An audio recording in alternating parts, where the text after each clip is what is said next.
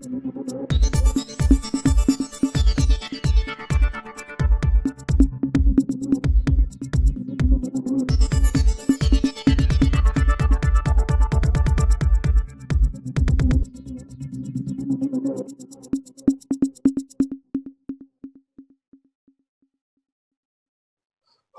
जिले के चर्चित हत्याकांड स्वर्ण व्यवसायी की हत्या को पुलिस ने उद्भेदन कर लिया। मुख्य आरोपी सहित साजिशकर्ता को भी गिरफ्तार किया। नमस्कार, आप देख रहे हैं रोहतास कॉलिंग और मैं हूं देवेंद्र दुबे।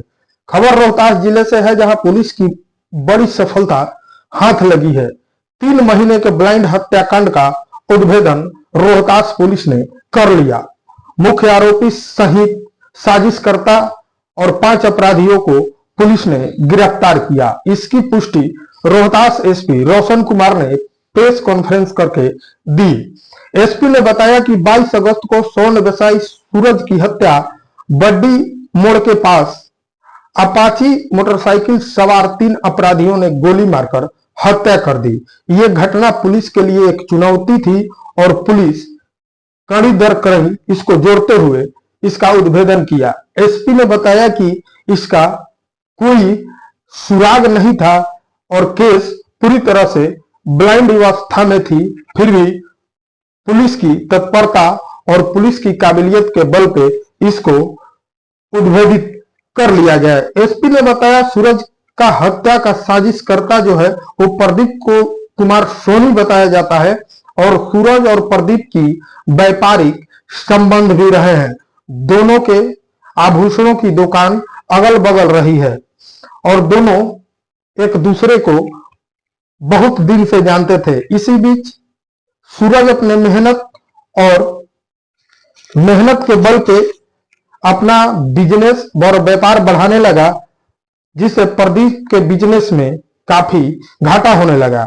इसी बीच प्रदीप की विधवा बहन के घर सूरज का आना जाना भी शुरू हो गया और प्रदीप की इज्जत धूमिल होने लगी। इसी बीच सूरज ने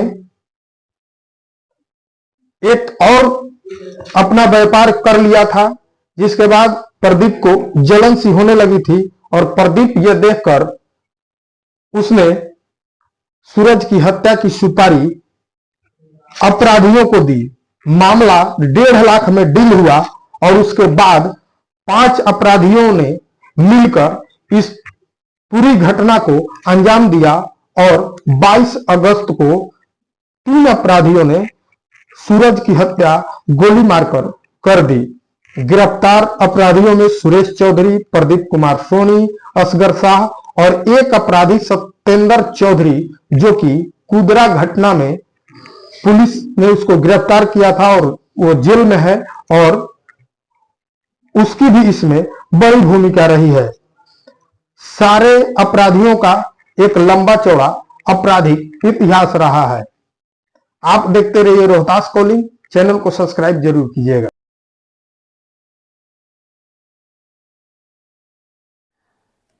इस घटना को उद्भेदन के लिए एक एसआईटी बनाई गई थी, जिसका नेतृत्व अनुमंडल पुलिस पदाधिकारी 1 सासाराम कर रहे थे। पिछले 3 महीने के अनुसंधान के बाद इस घटना का उद्भेदन हुआ है। इस घटना के उद्भेदन की शुरुआत आप लोगों को पता होगा, कुछ टाइम पहले एक घटना हुई थी। शिवसागर थाना अंतर्गत एक व्यक्ति की गोली मारकर हत्या कर दी गई थी, जो मोटरसाइकिल चोरों का पीछा कर रहे थे, कुदरा से ही पीछा कर रहे थे। उसके बाद शिवसागर टोल प्लाजा से पहले रोकने पर उनको गोली मारी गई थी। उसमें उसी कांड में एक सत्येंद्र चौधरी की गिरफ्तारी हुई, जो उस घटना में शामिल था, जो मोटरसाइकिल चोरी करके भाग रहा था। सत्येंद्र चौधरी का आपराधिक इतिहास एवं उसकी गतिविधि का जब सूक्ष्म रूप से विश्लेषण किया गया, तो इस घटना में भी उसकी संलिप्तता के संबंध में साक्ष्य प्राप्त हुए। उसकी गतिविधि के संबंध में अनुसंधान करने पर उसी का एक साथी सुरेश चौरसिया, पेशर अशोक चौरसिया, जो लखनऊ सराय सासाराम का रहने वाला है, उसकी गिरफ्तारी की गई।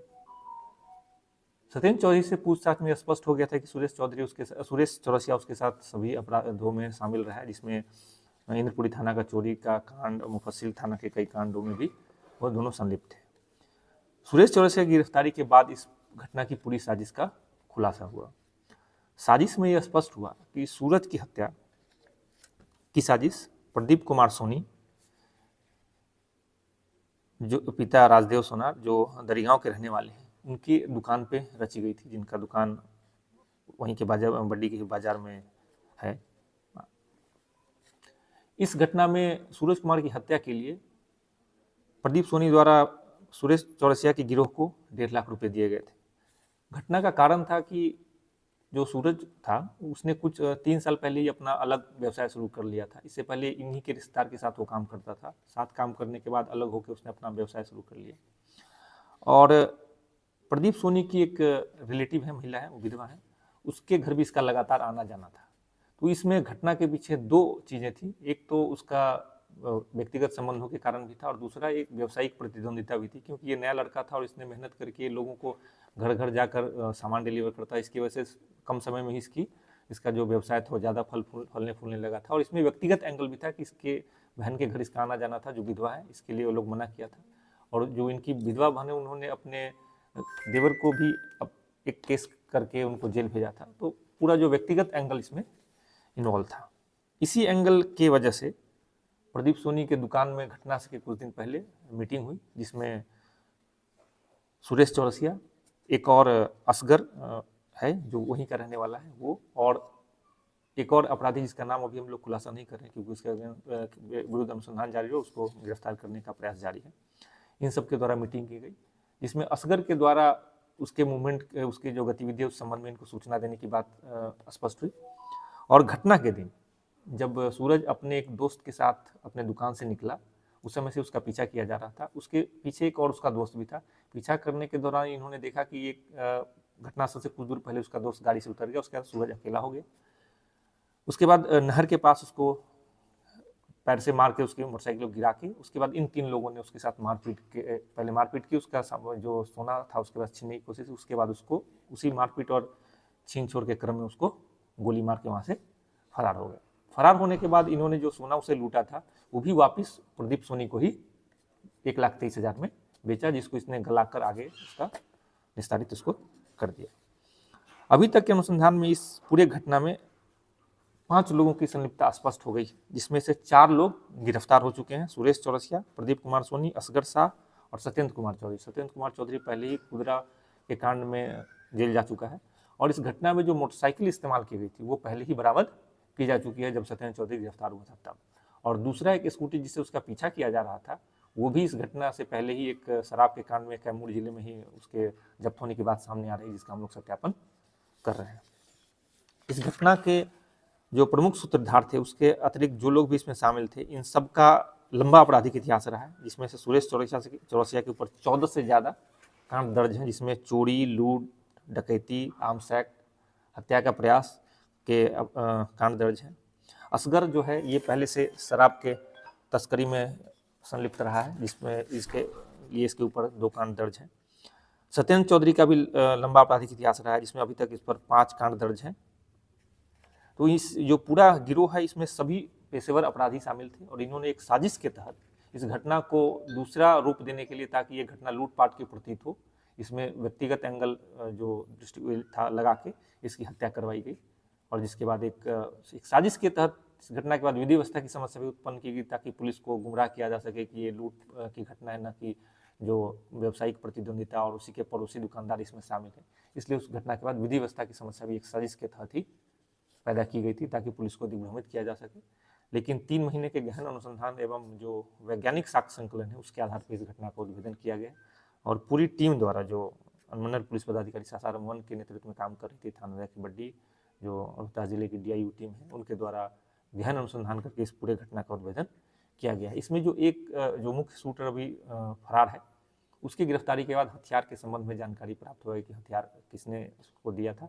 सत्येंद्र चौधरी भी हथियार इस्तेमाल करता था, पहले इस घटना में था, ये स्पष्ट हो चुका है। दूसरा एक और व्यक्ति जो अभी तक फरार है, उसकी गिरफ्तारी के बाद आगे की चीज़ें भी स्पष्ट हो पाएगी और शायद इस घटना में और भी कुछ लोग शामिल हो सकते हैं जिनके संबंध में अभी तक साक्ष्य नहीं मिला है। लेकिन जब वो गिरफ्तार होगा उसके बाद आगे की चीज़ें भी इसमें कुछ और बिंदु जो है स्पष्ट हो। कुछ अपराधियों के पास गिरफ्तारी भी हुई है सर। बरामदगी पहले ही सत्येंद्र चौधरी के घर से चोरी और लूट का बहुत सारा सामान, जिसमें टीवी, DVR और अन्य जो भी लूटपाट का सामान तो बरामद किया जा चुका है, जिस संबंध में सासाराम मुफस्सिल थाना में पहले से कांड दर्ज है। और जो घटना में मोटरसाइकिल यूज़ हुआ था उसका वो पहले ही बरामद किया जा चुका है, जिसके संबंध में मैं आप लोगों को पहले बता चुका हूँ। तो ये सारी चीज़ें बरामद पहले ही हो चुकी है।